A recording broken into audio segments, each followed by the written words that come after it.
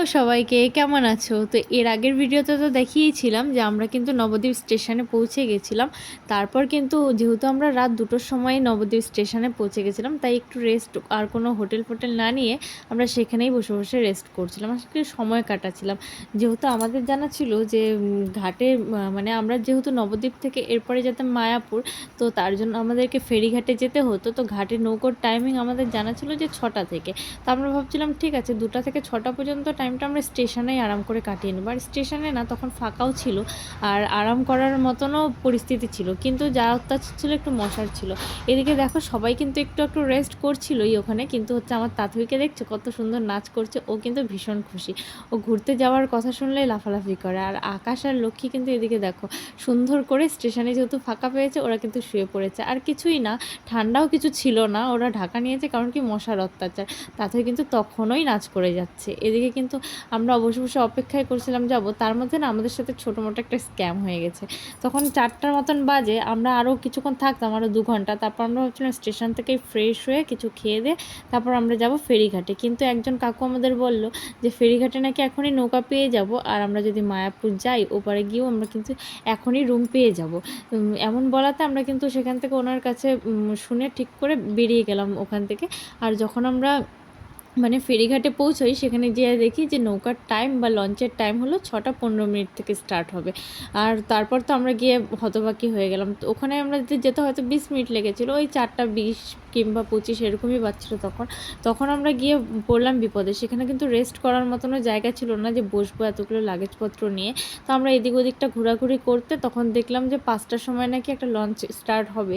তো আমরা টিকিট কেটে তাড়াতাড়ি করে চলে গেলাম লঞ্চটাতে উঠে গেলাম। আর এত সুন্দর ওয়েদারটা ছিল যে কি বলবো, তখনও কিন্তু ভীষণ লোক, যেহেতু মায়াপুর একটা ধামের জায়গা, সেখানে সবাই সব ভোর আরতি দেখবে, এর জন্য কিন্তু তখন অনেকেই চলে যাচ্ছিলো। আর ওখানে না সবাই ব্রহ্ম মুহূর্তে উঠে পড়েছিল। রাস্তাঘাট দিয়ে যখন আসছিলাম প্রত্যেক বাড়িতে লাইট জ্বলছে, সবাই নাম জপ করছে, এমনই দেখছিলাম। আমার তো ভীষণ ভালো লেগেছে।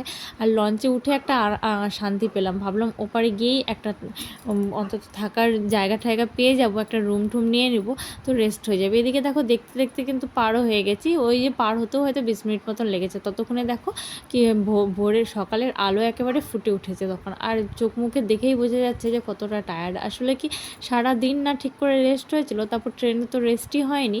আর ওখানে স্টেশনে আসার পরেও আবৃত্তি যেহেতু খেলছিল, তাই ওখানে ওরা একটু রেস্ট করলো, আমার কিন্তু একটু ঘুমটুম হয়নি। তো তারপর এইখানে আসতেই নবদ্বীপ পার করে মায়াপুর আসতেই কিন্তু চারিদিকে খালি মন্দির আর মন্দির, মানে সব মন্দির এক্সেবারকার এক, কোনটা দেখে কোনটা ছাড়বে। আর সব হোটেল লজ সবাই ডেকে ডেকে নিচ্ছিলো এখানে থাকো ওখানে থাকো। কিন্তু আমাদের ইচ্ছা ছিল, আমরা মানে বাড়ি থেকেই ভেবে গিয়েছিলাম যে আমরা থাকলে পরে মায়াপুর ইস্কনের ভিতরে যে ভবনগুলো রয়েছে সেখানেই থাকবো। তো আমরা সেইভাবেই গিয়েছিলাম। আর এদিকে দেখো এত ঝাঁকে ঝাঁকে লোক, তখন ওই ভোরবেলা কিন্তু লোক হাঁটাহাঁটি করছে, কারণ সবাই ওই যে সকালের মঙ্গল আরতির জন্য গেছিলো। আর দেখো দূর থেকে ইস্কনের চূড়াটা দেখা যাচ্ছে, দেখে তো মনে হচ্ছে যে অনেকটা কাছে চলে এসেছি, কিন্তু না, তখন অনেকটা দূরেই ছিল। তারপর তো যে ফাইনালি আমরা ইস্কন মন্দিরে পৌঁছেই গেলাম। পৌঁছে গিয়ে না তখন সত্যি কথা বলতে আমরা ভীষণ টায়ার্ড ছিলাম। আর এই যে চৈতন্য ভবন, এখানে গিয়েছিলাম আসলে।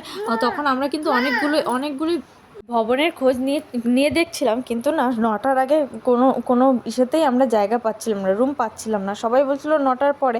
আর আমরা এত ভীষণ টায়ার্ড ছিলাম, সবথেকে বেশি আবৃত্তিই টায়ার্ড হয়ে গেছিলো সকাল হতে হতে। তার জন্য কিন্তু আমরা ইস্কনের ভিতরে না থেকে আমরা বাইরের দিকে একটা লজের মধ্যে একটা রুম নিয়ে নিয়েছিলাম। তারপর তো দেখো রুমটা তো বেশ ভালোই ছিল, ডাবল বেডের রুম ছিল, যে যার মতন ওখানে শুয়ে পড়েছে। তারপর অনেক ডেকে ঠেকে সবাইকে বললাম যে চল ফ্রেশ হয়ে নে আগে। ভাই তো ঘুমাচ্ছিলো, আমি আবৃত্তিকে আগে ফ্রেশ করে নিয়েছি। তারপর ভাইকে বললাম যে তুইও ফ্রেশ হয়ে নে। এদিকে পেটাই পরোটা আর ছোলার ডাল নিয়ে এসেছিলো ব্রেকফাস্টের জন্য, মানে পাশে একটা দোকানে বিক্রি হচ্ছিলো।